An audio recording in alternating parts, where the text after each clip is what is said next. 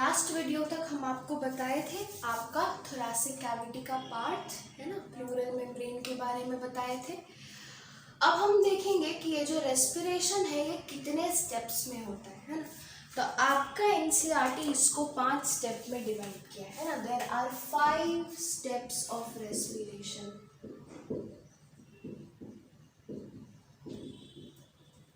ठीक है, 5 steps of respiration. पहला है आपका ब्रीदिंग है ना। सबसे पहले तो आपको CO2 चाहिए, आपको कार्बन डाइऑक्साइड चाहिए और आपको CO2 अपने बॉडी से निकालना है ना। तो the first one is breathing.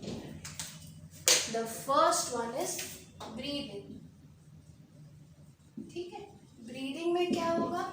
You will inhale oxygen and exhale carbon dioxide. ठीक है, कोई दिक्कत नहीं यहाँ तक। दूसरा आपका होगा डिफ्यूजन है ना। डिफ्यूजन कहाँ पे? तो डिफ्यूजन होगा अक्रॉस द एल्वियोलर मेम्ब्रेन है ना। अब आपको पता है अल्टीमेट एटमॉस्फेयर का एक्सटेंड आपके रेस्पिरेटरी सिस्टम में कहाँ तक है? तो एल्वियोलाई तक है। एल्वियोलाई के अंदर आपका एयर आया, उसके अंदर अब एल्वियोलाई से जब ऑक्सीजन नीचे पार करके जाएगा तो अब वो एटमॉस्फेयर नहीं रहेगा, because alveoli is the covering, it is the separation between atmosphere and the structures inside your body. तो अब यहाँ जो ऑक्सीजन ज़्यादा, मान लेते ये स्पेस एल्वियोलाई का है, ये मेरे बॉडी का है ना। तो जो ऑक्सीजन यहाँ पे अब उसको मेरे बॉडी के अंदर जाना है, तो अंदर जाने के लिए उसको ये एल्वियोलर मेम्ब्रेन को क्रॉस करना पड़ेगा। तो क्रॉस कैसे करेगा? जैसे कि प्लाज्मा मेम्ब्रेन को ऑक्सीजन क्रॉस करके सेल के अंदर आया था by the process of diffusion. तो ऑक्सीजन जो एल्वियोलाई के अंदर भरा है वो एल्वियोलर मेम्ब्रेन को क्रॉस करके आपके बॉडी के अंदर जाएगा by the process of diffusion. इसी तरह से कार्बन डाइऑक्साइड आपके बॉडी में प्रोड्यूस हो रहा है, तो कार्बन डाइऑक्साइड आपके बॉडी में प्रोड्यूस हो रहा है। इधर कार्बन डाइऑक्साइड आपके बॉडी के अंदर ज़्यादा है, इधर एटमॉस्फेरिक एयर में आपका कार्बन डाइऑक्साइड कम है। तो आपका by the process of diffusion alveolar membrane के थ्रू कार्बन डाइऑक्साइड अंदर से बाहर की तरफ जाएगा है ना। The second process is diffusion through alveolar membrane है ना। डिफ्यूजन थ्रू alveolar membrane, इसमें क्या होता है आपका? Oxygen moves from atmospheric air into body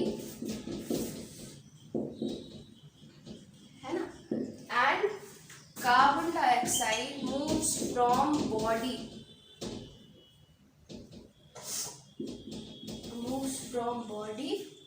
into the atmospheric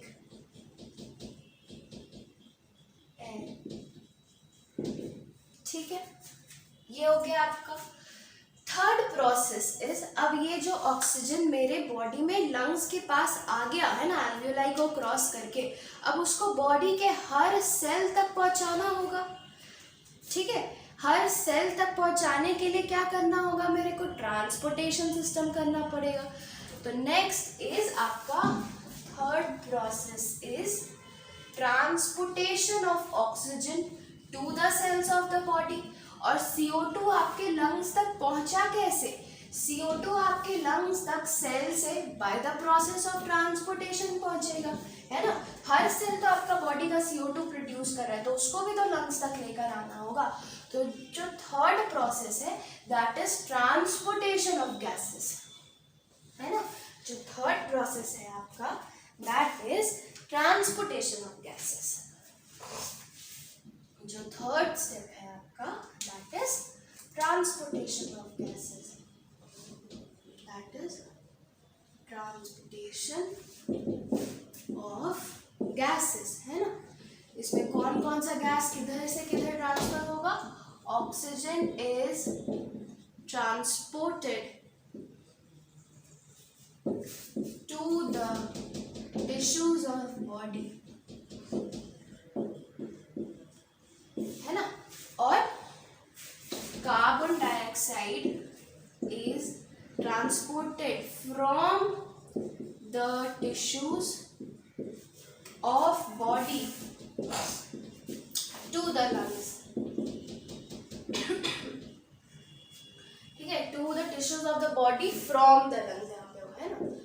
oxygen को लंग से आपके बॉडी टिश्यूज तक पहुंचाया जाता है और कार्बन डाइऑक्साइड को आपके बॉडी के टिश्यूज से लंग्स तक पहुंचाया जाता है. और ये होता किसकी मदद से है, आप बताइए. आपके बॉडी में ट्रांसपोर्टेशन का काम किसका होता है. एनिमल टिश्यूज मैंने पढ़ा दिया. किसका काम होता है transportation. Transportation is the function of blood and lymph. कोई भी चीज का ट्रांसपोर्ट हो रहा है आपके बॉडी में, आपका वास्कुलर सिस्टम, आपका ब्लड का जो सिस्टम है वही सर्कुलेटरी सिस्टम आपका काम में आएगा. तो ये ट्रांसपोर्टेशन होता किसकी वजह से. This occurs with the help of blood, है ना. ब्लड कुछ नहीं है, ब्लड आपका एक व्हीकल है ना. जैसे मैं अपने घर से यहाँ कोचिंग तक आई तो मेरे को लेके कैसे आया, कोई गाड़ी लेकर आया होगा. तो ब्लड कुछ नहीं है, that is just the vehicle for transportation of different substances. और उन सब्सटेंसेस में से एक आपका ये गैसेस होता है. ठीक है, अब सेल्स तक पहुंच गया. अब सेल्स तक पहुंच गया तो नेक्स्ट प्रोसेस क्या होगा. ऑक्सीजन सेल्स के बाहर एक्यूमुलेट कर गया, अब उसको सेल्स के अंदर जाना पड़ेगा.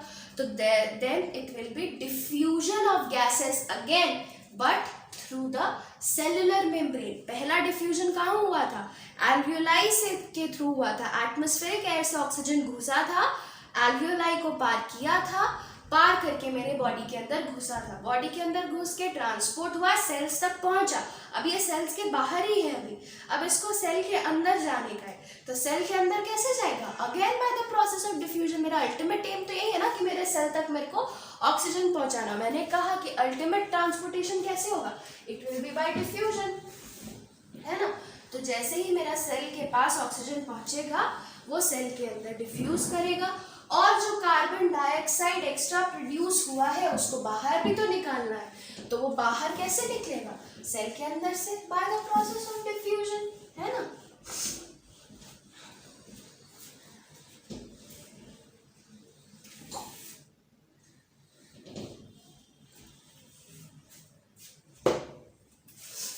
तो third step is diffusion of gases across cellular membrane. Diffusion of gases across cellular membrane, है ना. Oxygen will move outside, inside. Oxygen will move inside the cells, and carbon dioxide will move outside this. Carbon dioxide will move outside the cells. ठीक है, अब जो destination था आपका gases का, destination हो गया. ऑक्सीजन आपका सेल्स तक पहुंच गया, कार्बन डाइऑक्साइड सेल के बाहर निकल गया, बाहर निकल के आपका लंग्स तक पहुंच गया, है ना. दिस इज द फोर्थ, मेरी this is the fourth step, है ना. This is your fourth step. तो यहाँ पहुंचने के बाद अब आपका आता है फाइनल स्टेप. ऑक्सीजन पहुंचाने लाने का तो काम हो गया, अब ऑक्सीजन को हम लोग यूज करेंगे, है ना. तो ऑक्सीजन यूज क्यों होता है, हम आपको पहला दिन बताए थे. रेस्पिरेशन अल्टीमेटली क्या होता है, that is the cellular respiration. तो सेलुलर रेस्पिरेशन में आपका क्या होता है, ग्लूकोज को कन्वर्ट किया जाता है कार्बन डाइऑक्साइड और वाटर में. Actually that glucose is oxidised into carbon dioxide and water. इसी प्रोसेस को हम आपका सेल का मेटाबॉलिज्म कहते हैं. The fifth process is your cellular respiration या metabolism.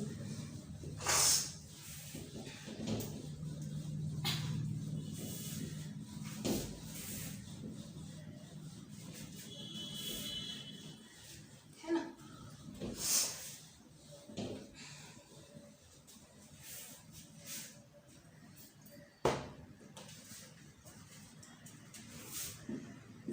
Process is your cellular respiration, जो मेन रेस्पिरेशन होता है ना, सेलुलर रेस्पिरेशन, जिसको कि हम मेटाबॉलिज्म भी कहते हैं।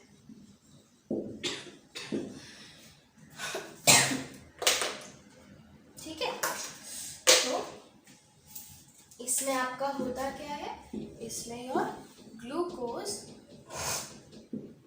Is oxidised by the oxygen and is converted into carbon dioxide plus water, है ना, it is converted into carbon dioxide plus water। ये आपका होता है सेलुलर रेस्पिरेशन। सारा का सारा स्टेप्स हम इस चैप्टर में डिस्कस करेंगे except for this fifth, that is cellular respiration. Cellular respiration दुनिया के सारे ऑर्गेनिजम्स में सेम होता है, इसलिए जब आप प्लांट रेस्पिरेशन पढ़िएगा प्लांट फिजियोलॉजी में, तो ये सेलुलर रेस्पिरेशन उसमें डील किया जाएगा, है ना। यहाँ तक आपका प्रोसेस ऑफ जो भी पूरा रेस्पिरेशन का जो स्टेप्स होता है वो खत्म होता है ना। तो सबसे पहला स्टेप को हम आज इस वीडियो में देखेंगे, वो क्या था, ब्रीदिंग, है ना। हम ऑक्सीजन कैसे अपने लंग्स के अंदर लेकर आते हैं और लंग में जो कार्बन डाइऑक्साइड एक्यूमुलेट किया है उसको हम बाहर कैसे छोड़ते हैं। ठीक है, तो चलिए हम स्टार्ट करते हैं the process of breathing.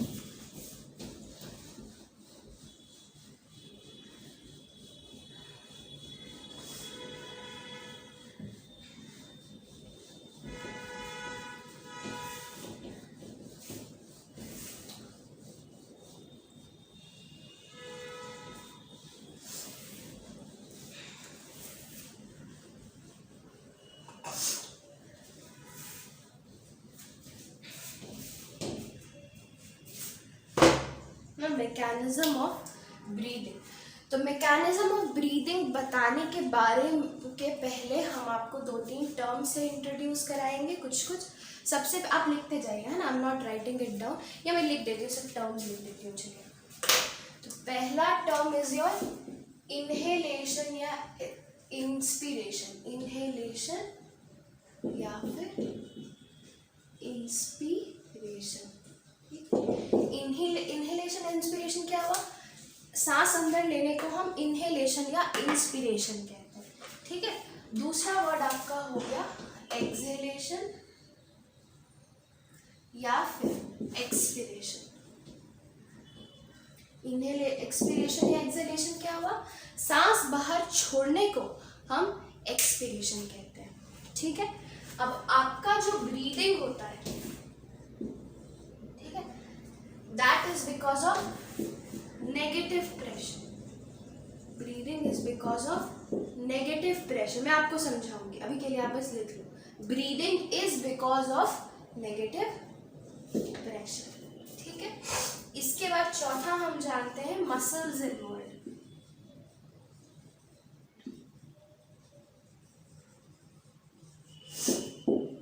Muscles involve, अब मसल्स इन्वॉल्व जो आपका मसल्स काम में आता है उसका नाम लिख लो।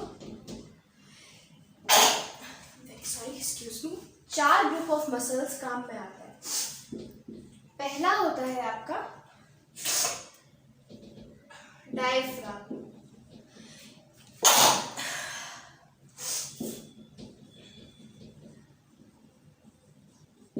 ठीक है। दूसरा होता है आपका एक्सटर्नल इंटरकोस्टल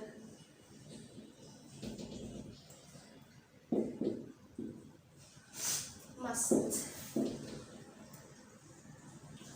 तीसरा होता है आपका इंटरनल इंटरकोस्टल मसल्स। लास्ट में आपका एब्डोमिनल मसल्स जो होता है वो भी काम में आता है ना, एब्डोमिनल मसल्स। ठीक है, अब ये क्या क्या होता है जान लेते हैं। डायफ्राम के बारे में तो मैंने आपको बताया, inferiorly your thoracic cavity is covered by a dome shaped muscle that is known as diaphragm. अब दूसरा आता है intercostal group of muscles. जो कोस्टल वर्ड है ना, coastal comes from the word coastal, मतलब होता है रिलेटेड टू रिब्स, है ना. रिब्स को हम लोग कोस्टल का मतलब कोस्टल बोलते हैं, ठीक है. तो इंटरकोस्टल मतलब जो रिब्स के बीच जो मसल होगा, जैसे रिब्स हमारा जैसे वर्टेब्रा ढेर सारा होता है, वैसे ही ढेर सारा रिब्स भी होता है. तो हर रिब्स को जो इंटर कनेक्ट करेगा, दो रिब के बीच में जो मसल्स होगा उनके बीच में, उनको हम इंटरकोस्टल मसल्स कहते हैं ना. इंटरकोस्टल मतलब दो रिब के बीच में जो मसल्स होगा उनको हम इंटरकोस्टल मसल्स बोलेंगे. अभी जो इंटरकोस्टल जो मसल्स होते हैं ये दो ग्रुप में होते हैं. एक होते हैं हमारे चेस्ट कैविटी में बाहर की तरफ और एक होते हैं उसके पीछे. तो जो बाहर होते हैं उनको हम एक्सटर्नल इंटरकोस्टल मसल बोलते हैं और जो अंदर की तरफ होते हैं उनको हम इंटरनल इंटरकोस्टल मसल बोलते हैं. चौथा आपका एक और मसल ग्रुप काम में आता है, that is your abdominal muscles. अब एब्डोमेन का जो आपका मसल्स है वो भी आपका काम में आता है, ठीक है. वो भी एक्सपिरेशन के ब्रीदिंग के आपका काम में आता है. अब ये जो दो मसल्स हैं आपके, ये दो मसल्स है ना, डायफ्राग्म एंड एक्सटर्नल इंटरकोस्टल मसल, ये आपके काम आते हैं इनहेलेशन. ये दोनों मसल आपके काम में आते हैं इनहेलेशन प्लस एक्सहेलेशन, दोनों के काम आते हैं, ठीक है. और ये जो इंटरनल इंटरकोस्टल मसल और एब्डोमिनल मसल होता है ये आपका फोर्सफुल एक्सपिरेशन के काम में आता है, फोर्सफुल एक्सपिरेशन के काम आता है, ठीक है. फोर्सफुल एक्सपिरेशन का हम आपको मतलब अभी बताएंगे, ठीक है. ये आपको कंपोनेंट्स हो गया ब्रीदिंग के लिए. अब हम देखते हैं कि कैसे आपका ब्रीदिंग का प्रोसेस होता है. तो ब्रीदिंग के लिए क्या होता है, सबसे पहले आपके ब्रेन में सेंटर्स होता है, रेस्पिरेटरी सेंटर्स होता है मेडुला ऑब्लोंगाटा के पास. अभी आप नहीं जानेंगे, याद है क्लास 10 में जब आपने कंट्रोल एंड कोऑर्डिनेशन पढ़ा था तो ब्रेन का डिफरेंट पार्ट्स पढ़ा था. उसमें से जो पहले सेरेब्रम था, सेरिबेलम था, है ना, मिड ब्रेन, हाइंड ब्रेन था, ठीक है, फोर ब्रेन था. तो एक था ब्रेन स्टेम आपका निकल रहा था जिसमें पॉन्स एंड मेडुला था, हाइंड ब्रेन है ना, सेरेबेलम, पॉन्स एंड मेडुला. तो मेडुला जो होता है, मेडुला ऑब्लोंगाटा के पास आपका एक सेंटर्स प्रेजेंट होता है रेस्पिरेशन के लिए. हम आगे अच्छे से और पढ़ाएंगे अभी, है ना. उसको हम रेस्पिरेटरी सेंटर्स बोलते हैं. ये रेस्पिरेटरी सेंटर्स का काम क्या होता है, ये ब्रेन आपका लंग्स को, आपके मसल्स को, अच्छा आपके बॉडी में कोई भी मूवमेंट हो रहा है, कहीं पे भी कोई भी मूवमेंट हो रहा है तो याद रखना that is because of muscles, है ना. मसल्स का काम होता है आपके बॉडी में मूवमेंट कराना, कहीं पे भी कोई भी मूवमेंट हो रहा हो that is because of muscular tissue. तो ये जो मेडुला ऑब्लोंगाटा के पास आपका रेस्पिरेटरी सेंटर्स होता है, ये आपके डायफ्राग्म को सिग्नल भेजता है ना. सिग्नल क्या भेजता है कि अब रेस्पिरेशन का टाइम आ गया ना, अब सांस लो सांस छोड़ो. तो अब ये सांस लो छोड़ो डायफ्राग्म कैसे करता है, आप सोचिए ये आपका थोरासिक कैविटी है, इसके नीचे में डायफ्राग्म ऐसे लगा है. तो डायफ्राग्म जब कॉन्ट्रैक्ट करता है तो वो कॉन्ट्रैक्ट करके ऐसे नीचे हो जाता है ना. हम मान लेते हैं मेरा ये हाथ डायफ्राग्म है ना, ये पूरा हाथ मेरा डायफ्राग्म है, इसके ऊपर ऐसे मेरा थोरासिक कैविटी है. तो डायफ्राग्म नॉर्मली ऐसे डोम शेप रहता है. जैसे ही इसको रेस्पिरेटरी सेंटर से सिग्नल मिला, excuse me, I think I'm getting allergy today because of something, है ना. This is a common problem with me. चलो anyway, जो आपका डायफ्राग्म है यहाँ पे हम मान लेते हैं थोरासिक कैविटी है, डोम शेप डायफ्राग्म इसके नीचे प्रेजेंट है. जैसे ही इसको रेस्पिरेटरी सेंटर से सिग्नल मिला ये कॉन्ट्रैक्ट करना स्टार्ट करता है. तो जब ये मसल कॉन्ट्रैक्ट, जैसे मेरा हाथ है ना, मेरा हाथ का मूवमेंट कैसे हो रहा है, यहाँ से यहाँ तक मसल लगा हुआ है, मसल कॉन्ट्रैक्ट करेगा, मेरा हाथ ऐसे मुड़ जाएगा. इसी तरीके से डायफ्राग्म मसल है, जैसे इसको सिग्नल मिला it will start contracting. Contract कैसे करेगा, ऐसे कॉन्ट्रैक्ट करेगा, है ना, नीचे की जो डोम शेप था डायफ्राम, सिग्नल मिलने की वजह से वो कॉन्ट्रैक्ट किया और कॉन्ट्रैक्ट करने की वजह से वो फ्लैट हो गया ऐसे। अब आप सोचिए ये थोरैसिक कैविटी है ना, पहले इसका वॉल्यूम इतना था, ठीक। अब जैसे ही ये डायफ्राम में से कॉन्ट्रैक्ट किया, थोरैसिक कैविटी का क्या हुआ, वॉल्यूम बढ़ गया। जो वॉल्यूम ये वाला बाहर था, अब ये वॉल्यूम थोरैसिक कैविटी में इंक्लूड हो गया। अब ये थोरैसिक कैविटी का वॉल्यूम बढ़ने की वजह से क्या हुआ, आपका जो लंग्स है वो भी ऐसे खिंचा गया। लंग्स खिंचाया, अब आप सोचिए आपके वॉल्यूम जो एयर आप लिए हैं उसका अमाउंट तो अंदर सेम है, बस क्या हुआ, वॉल्यूम खिंचा गया।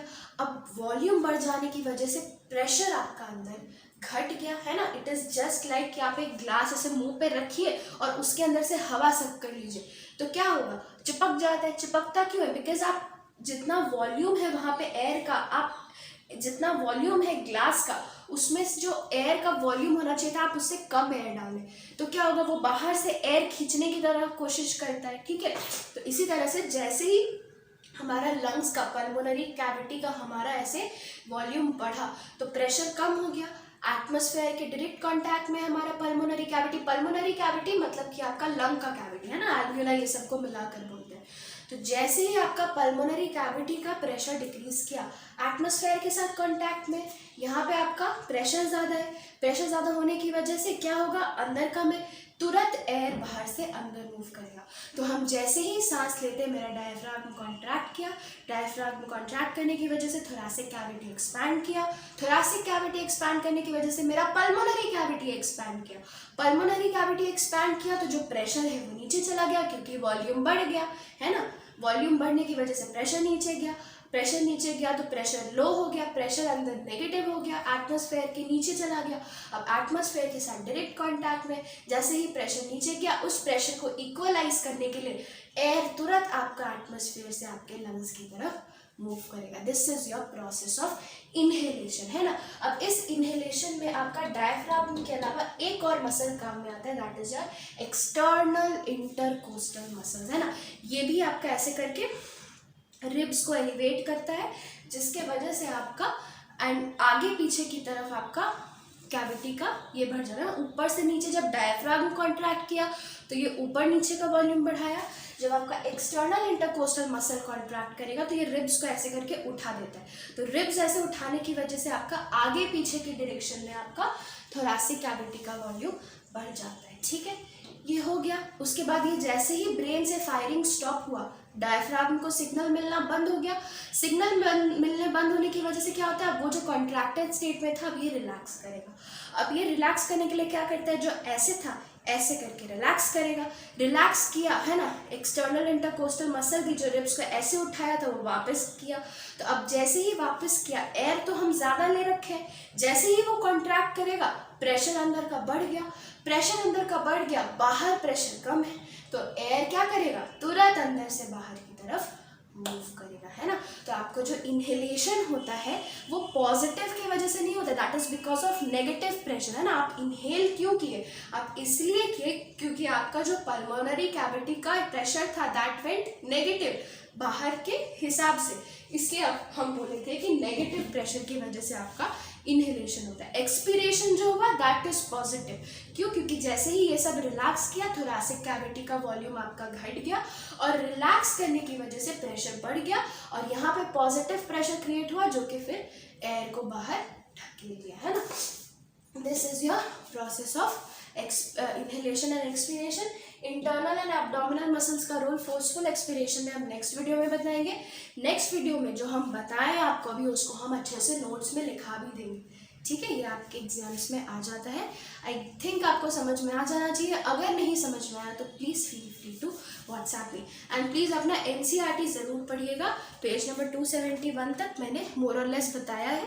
एक और वीडियो में वो पूरे अच्छे से बता दूंगी, वो खत्म हो जाएगा, है ना। NCERT पढ़िए, फिंगर टिप्स बनाइए, previous year questions chapter wise बनाइए, असाइनमेंट्स बनाइए और क्वेश्चन ज़रूर बनाइएगा, है ना। नहीं तो फिर पढ़ने का फायदा नहीं। हम लोग मिलते हैं नेक्स्ट वीडियो में।